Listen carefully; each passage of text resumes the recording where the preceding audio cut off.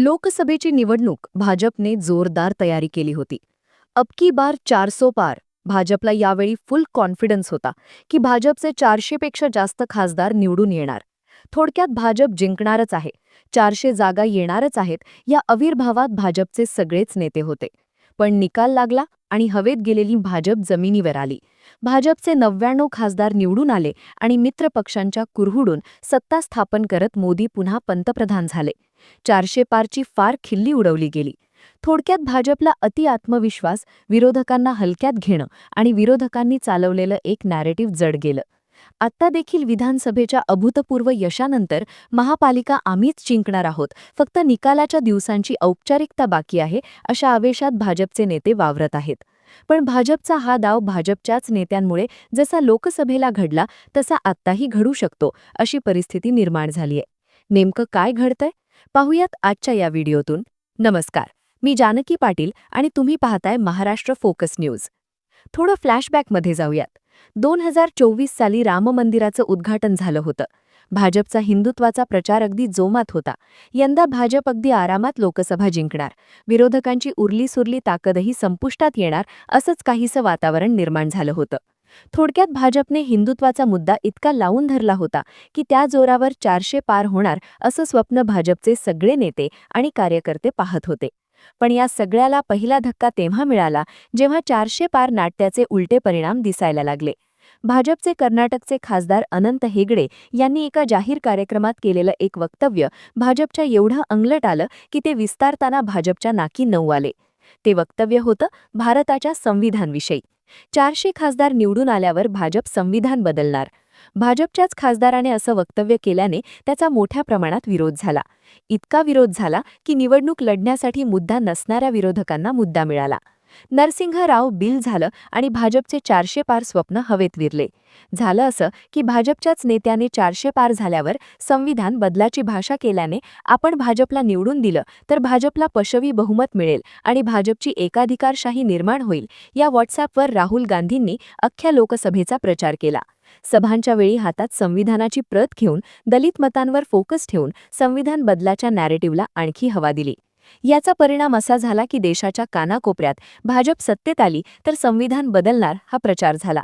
त्यामुळे एकीकडे मोदी आणि भाजपचे नेते ज्या हिंदुत्वाचा झेंडा मिरवत होते तो सगळा प्रचार झाकोळला गेला आणि सगळा फोकस संविधान बदलावर शिफ्ट झाला, ज्याचा परिणाम अर्थात निकालात दिसून आला.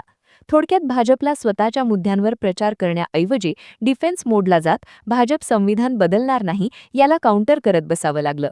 आणि जेव्हा नरसिंह राव खोडून काढण्यात किंवा आम्ही हे करणार नाही असं म्हणायला डिफेन्स मोडला जावं लागतं तेव्हा त्याचा फायदा अर्थात विरोधकांनाच होतो.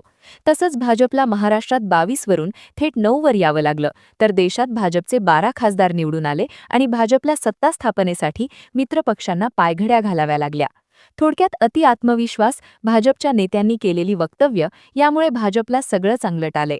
आता एवढ्यात महानगरपालिकांच्या निवडणुकांकडे. इथे नेमकं काय घडतंय तर विधानसभा आणि नगरपालिकांमध्ये महायुतीने जोरदार मुसंडी मारल्यानंतर महानगरपालिकांसाठी सुद्धा भाजपचा आणि मित्रपक्षांचा आत्मविश्वास दुणावलाय. मुंबईसहित इतरही महानगरपालिका आपल्या ताब्यात घेण्यासाठी देवेंद्र फडणवीसांनी सभांचा धडाका लावलाय. ठिकठिकाणी वेगवेगळ्या सेलिब्रिटींना मुलाखती देणं, आपल्या प्रोजेक्ट्सचा जोरदार प्रचार करणं, यासोबतच मुंबईतल्या उत्तर भारतीय आणि इतर समाजांना आकर्षित करण्यासाठी देशभरातील भाजपचे नेते मुंबईत ठाण मांडून बसले आहेत. ज्या पद्धतीने मुंबईत प्रचार सुरू आहे ते पाहता राज्यात जरी कोणतीच महानगरपालिकेची निवडणूक नसली तरी ही निवडणूक एकट्या मुंबईची आहे अशी परिस्थिती सध्या राज्यभरात दिसते आहे. बरं, या सगळ्यात मग घडतंय काय तर अर्थात भाजपचे अतिहुशार नेते आणि त्यांचा आत्मविश्वास, हा अति आत्मविश्वास. भाजप मुंबईपेक्षा 50 पेक्षा जास्त जागा जिंकणार असा दावा सातत्याने भाजपचे मुंबई अध्यक्ष अमित साटम करतायत. त्यामुळे भाजप तेवढा जोर लावतंय हे फिक्स आहे. पण या सगळ्यात चुकताय ते नेत्यांची ताळतंत्र सोडून येणारी विधानं. मुंबईची निवडणूक नेमकी कोणत्या मुद्द्यावर होणार, त्याला नक्की काय मिळणार हे फिक्स नव्हतं. पण भाजप अध्यक्ष अमित साटम यांनी मुंबईमध्ये ठाकरेंची सत्ता आली तर खान महापौर होणार असं वक्तव्य केलं आणि ठाकरेंना आरोपीच्या पिंजऱ्यात उभं केलं. या सगळ्यात ठाकरेंकडून मराठी मतं आणि हिंदुत्ववादी मतदार दूर जाईल असं बोललं जात होतं. पण भाजप स्वतःच्या ट्रॅपमध्ये फसली कशी तर बोलबिडूवर मुलाखतीमध्ये बोलताना भाजपचे नेते मंत्री आशिष शेलार यांना जेव्हा प्रश्न विचारण्यात आला की तुम्ही ठाकरे आले तर खान महापौर होणार म्हणता, मग भाजप आली तर मराठी महापौर होणार का?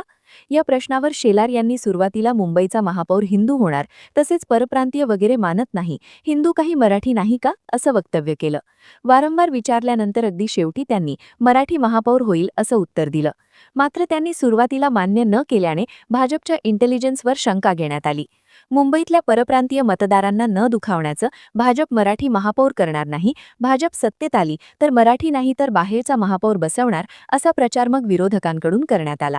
इकडे ठाकरे बंधू एकत्र आले ते हिंदीची सक्ती विरोधात, जो मुद्दा भाजपच्या एका निर्णयाने ठाकरे बंधूंना मिळाला.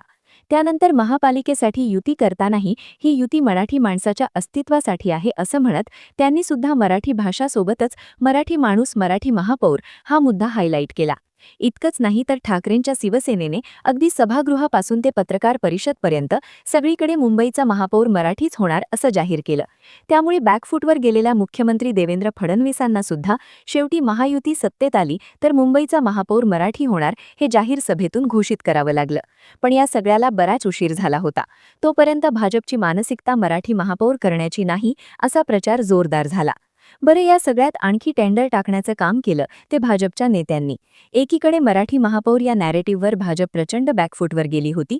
त्यातच मुंबई भाजपचे नेते कृपाशंकर सिंह यांनी मीरा भाईंदरचा महापौर उत्तर भारतीय होणार असं वक्तव्य केलं आणि या आगीत आणखीनच तेल ओतण्याचं काम भाजपच्याच नेत्याने केलं.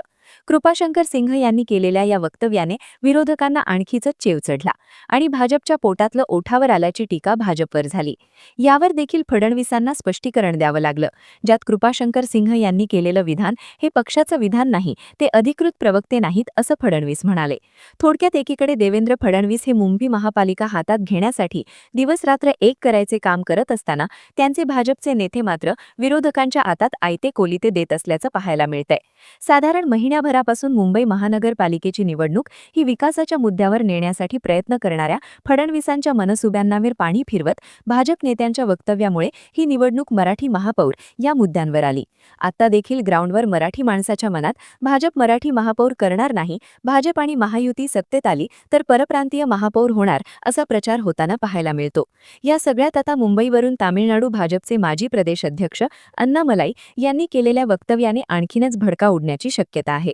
कारण अण्णामलाई यांनी मुंबईत प्रचारावेळी बोलताना मुंबई हे महाराष्ट्राचं शहर नाही तर ते आंतरराष्ट्रीय शहर असल्याचा कांगावा केलाय. तसेच मुंबईसारख्या महापालिकेला महाराष्ट्रासारखी ट्रिपल इंजिन सरकारची गरज असल्याचं त्यांनी म्हटलंय.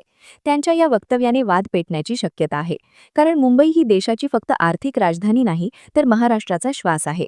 अशा परिस्थितीत भाजपची सत्ता महापालिकेत आणि तर मुंबईला भाजप केंद्रशासित प्रदेश करेल अशी टीका भाजपवर होत असताना भाजपच्या नेत्यांनी मुंबईचा बॉम्बे उल्लेख करणं आणि त्यातही मुंबई महाराष्ट्राची नाही असं म्हणत आल्याने हा मुद्दा प्रचारात भाजपला मदत करू शकतो.